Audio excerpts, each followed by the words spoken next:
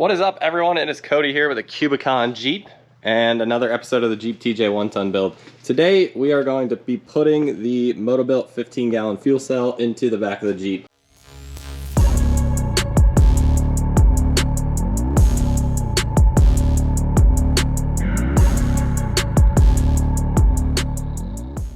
So on today's video, we're going to be putting the MotoBilt 15-gallon fuel cell into the back of the Jeep here. As you can see, we've got all the MotoBilt brackets, we've got a new fuel pump, we've got all the supplied fittings and stuff like that from MotoBilt, and then of course their 15-gallon fuel cell, all ready to go into the Jeep. So, first step in this process is getting our mounting plates drilled through the tub here, and it's pretty straightforward. Take a drill through all 8 of our holes here, and get that situated. We'll slide the fuel cell onto it and start getting it all put together. Just for your guys' information, the MotoBilt mount does not come with hardware, so you have to supply your own hardware. I've just got some random bolts laying around we're going to use, but just to save you guys some time, if you don't read the description, it does not come with hardware.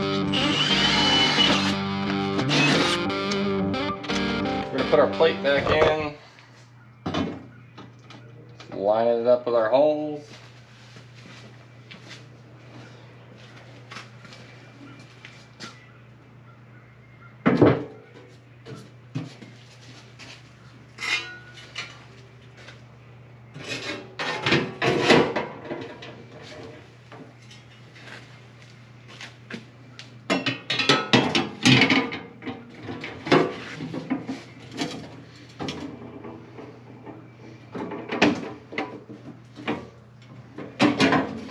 This really isn't too involved of a process. It's really just getting it all sat in where you want it. So we're gonna start putting all our bolts in, getting the bracket bolted down, and then we'll work on plumbing this whole thing. Fuel cell is bolted down.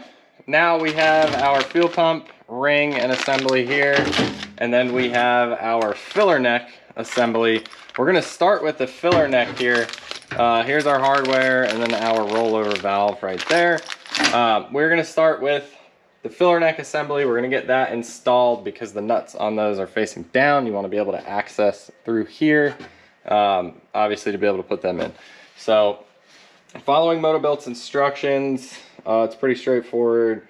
The assembly is on top. Assembly's on top with that rubber grommet. And then this metal ring is on the bottom with our nuts. Alright, so MotoBilt does supply the hardware for this. It's 11mm across the board. So our ring will go inside.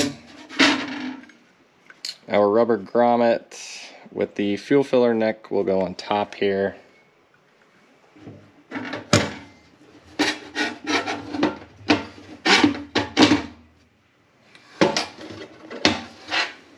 Alright, that is why there is a hole in that ring, is so you can fit it through there. One thing that MotoBilt does recommend is putting some gasket sealer on here. So I'm going to grab some gasket sealer, get that on there. That way we don't have any issues with leakage in the future, especially having a newborn sitting right in front of this fuel cell.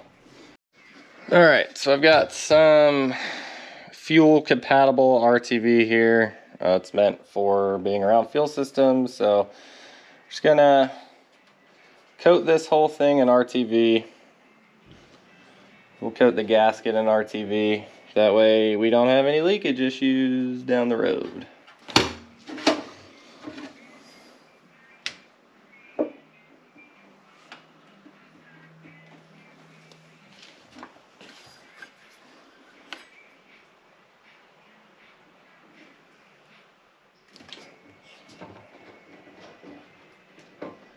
Alright, all of our bolts and nuts are on. Now we gotta go through and zip them all down.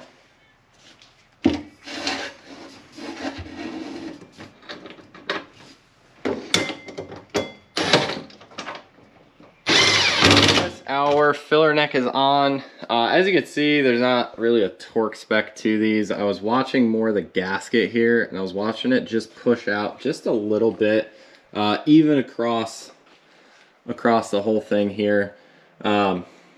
yeah, so now we are going to move on to our fuel pump and rollover valve. All right guys, rollover valve's easy. It just threads into the hole right here. With that, this rollover valve is in case you roll over, it blocks off fuel from pouring out, but allows it to breathe.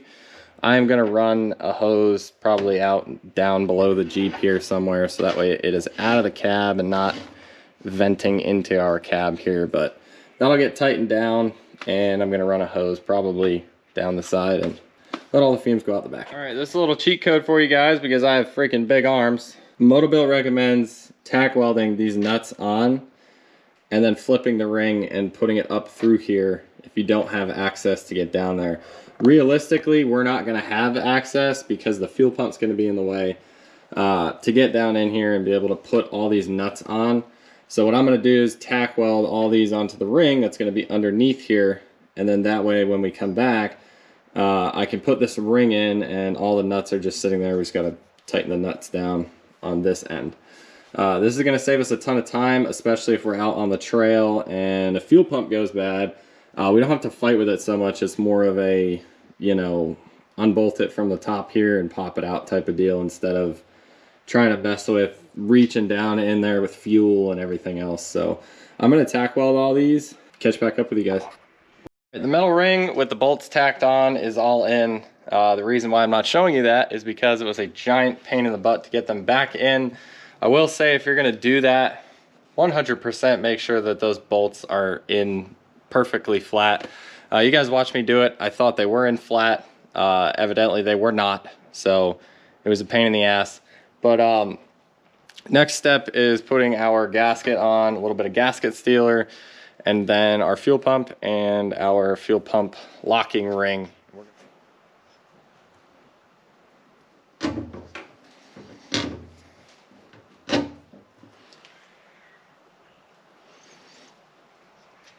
Sliding the fuel pump in now.